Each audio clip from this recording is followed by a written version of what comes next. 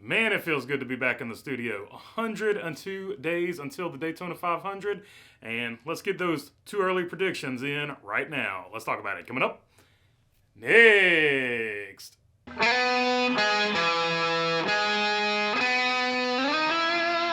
What's going on, everybody? Hope you're doing good today. All right, before I get to the top 16 of who I think is going to make the playoffs next season, let's talk about two things on the radar that will sort of either be booms or busts. First off, I think the Chicago race will not be the disaster that everybody thinks it's going to be.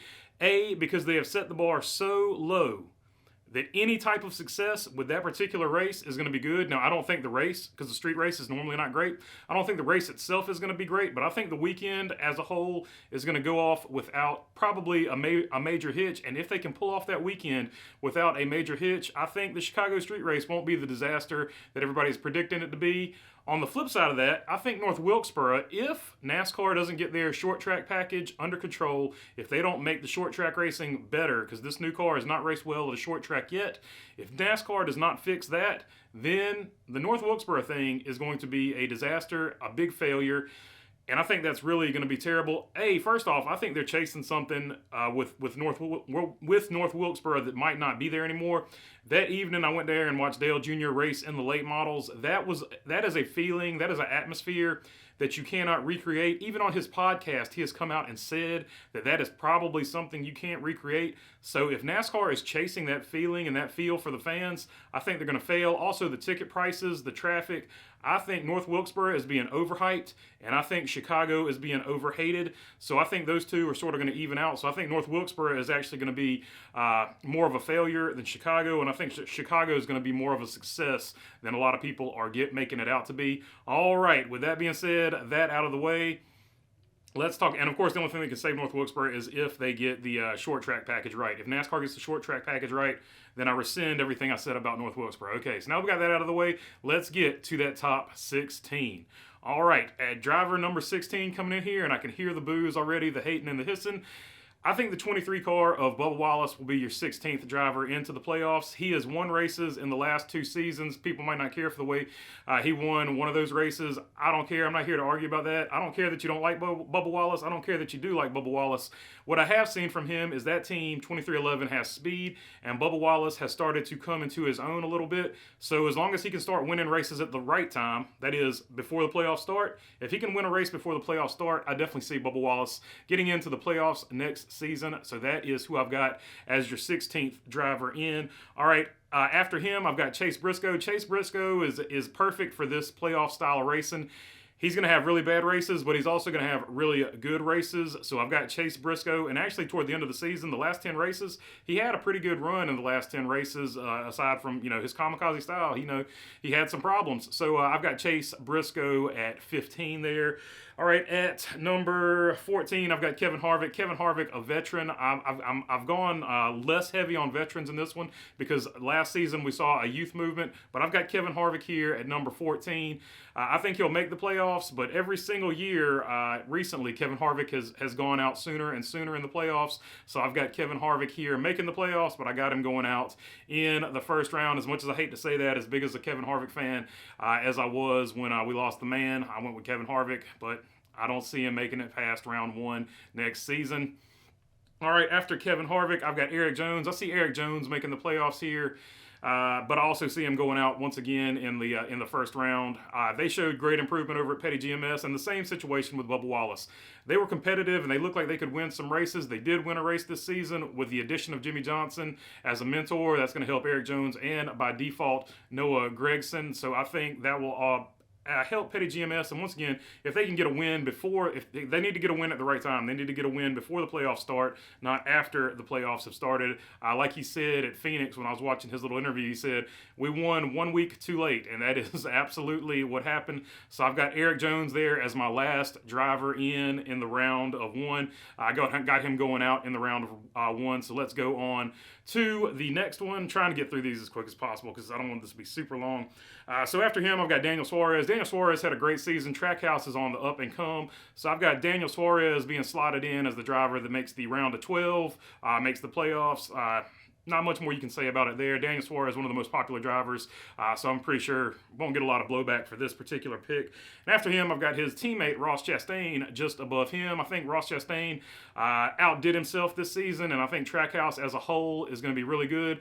But even though he's not a sophomore, I'm seeing this as a sophomore slump for Ross Chastain, much like Kyle Larson had a kind of a slump after winning 10 races last year. I think Ross Chastain will get into the playoffs. He'll make the round of 12, but I see it being sort of a slump year for him and Trackhouse. I think Trackhouse will get some wins, but I don't think they'll be quite as dominant as they were this season. So that is where I've got Ross Chastain and Daniel Suarez.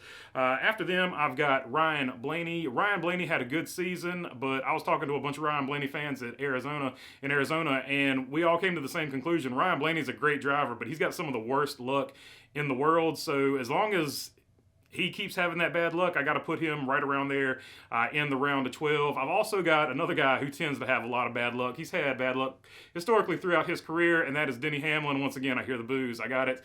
But I got Denny Hamlin here just above Ryan Blaney. Same reason. Good driver. He's toward the end of his career, so at some point he's going to start trailing off like other drivers as well. And you started to see it last year. He got some wins, but he was terribly, terribly inconsistent, which is very uncharacteristic of Denny Hamlin. So I've got him right here also going out in my round of 12.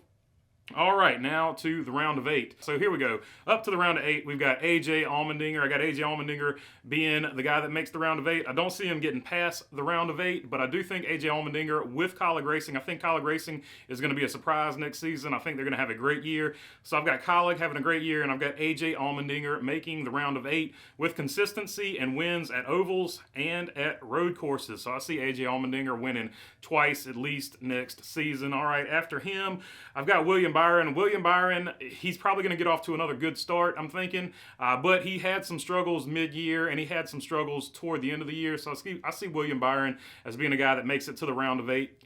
I'm fairly confident in that.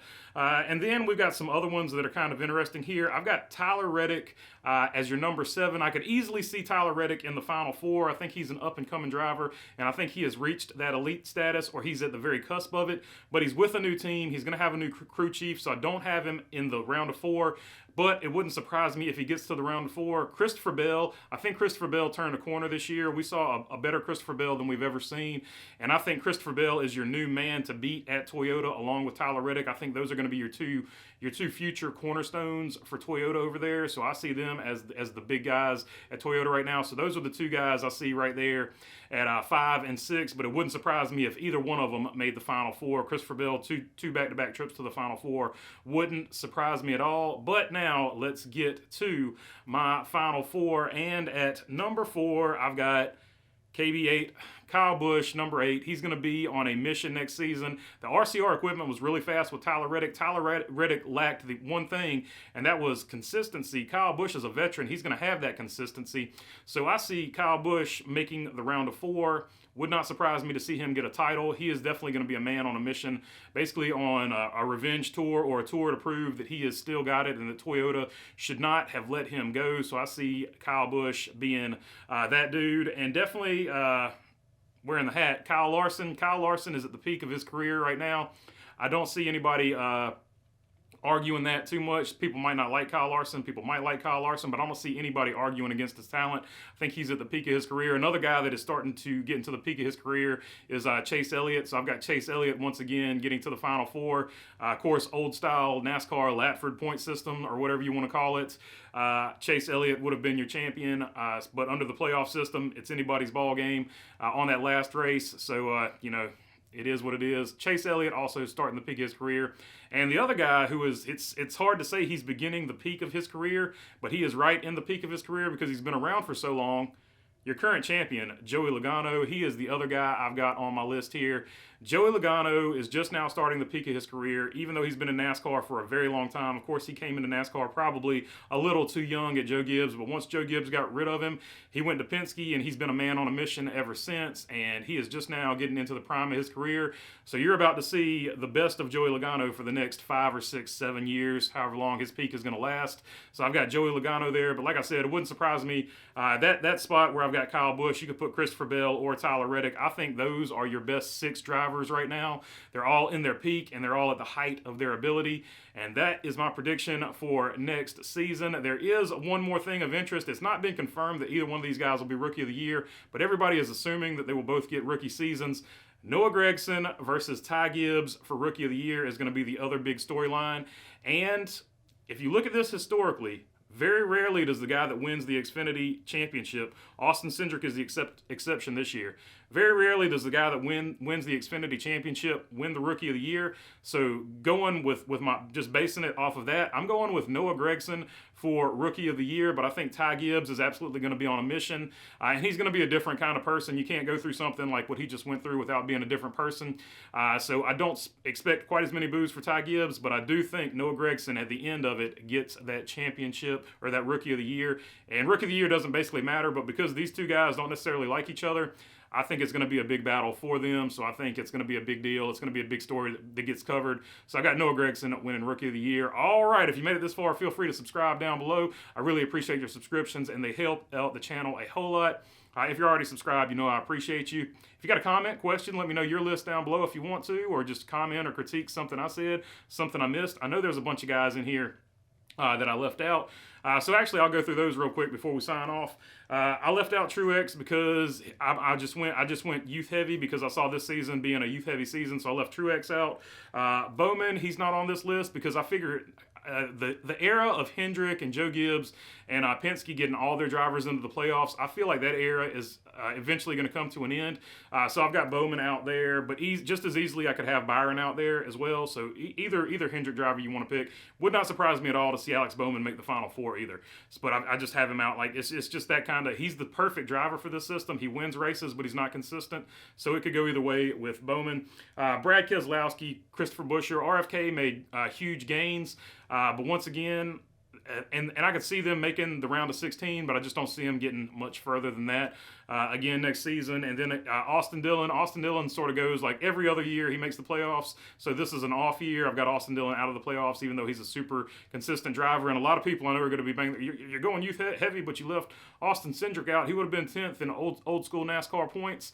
Yeah, I'm leaving Austin Cindric out because even though he's consistent and would have been in there under the old style of points, I don't know. That's not the model anymore, right? Austin Dillon's been consistent his whole career, and he makes the playoffs a lot, but doesn't do much. Austin Cindric, he could be real consistent, but unless you're threatening for wins in this new system, I don't see you making the playoffs, so it is what it is. Also, I don't think we're going to have more than 16 winners next season, so there will be a few more guys making it in on points, but that's why I left those guys out, because they don't fit the model. You got to be going for wins, and yes, Austin Cindric got that win in Daytona, but I didn't really see him contending for wins after that. He was just more of a super consistent guy, so that is why I left him and Austin Dillon off this list. All right. Now I'm actually finished with it. Leave your comments down below, and thanks for your time. Peace.